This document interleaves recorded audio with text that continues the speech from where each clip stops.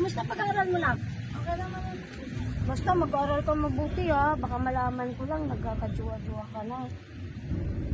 Opo. Opo. Opo. Ay, Mare! Dumating ka na pala. Kailan ka nang dumating? Anak ko na ba to, anak? Ano na ba? Bakit? Sandali lang. Anong anak? Wala kang iniwan na anak. Bakit mo ako ginaganyan? Nagpunta ako sa abroad para sa anak ko, para mapaaral ng maayos.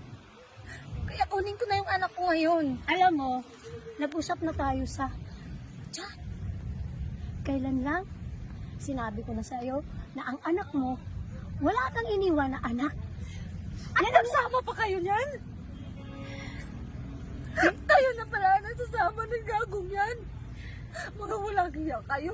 Ang kapal ng pagmumukha mo. Yan ang hirap sa inyo eh. Puro abroad, puro yaman lang ang iniisip. Oo. Anak ko siya, asawa ko siya. Ano ngayon? Kita kaibigan. Pinagkatiwalaan kita. Lahat ng kinikita ko sa abroad, pinapadala ko sa iyo. Dahil alam ko magkaibigan tayo at ikaw nagpapalaki ng anak ko.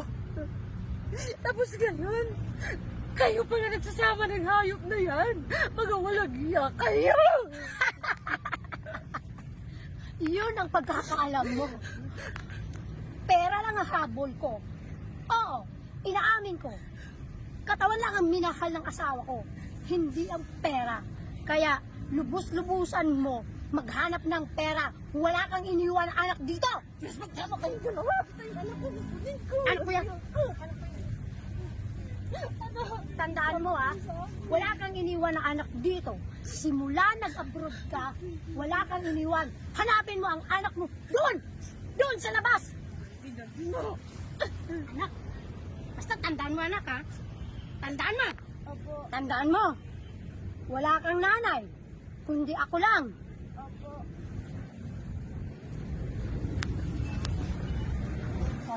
Cut, cut.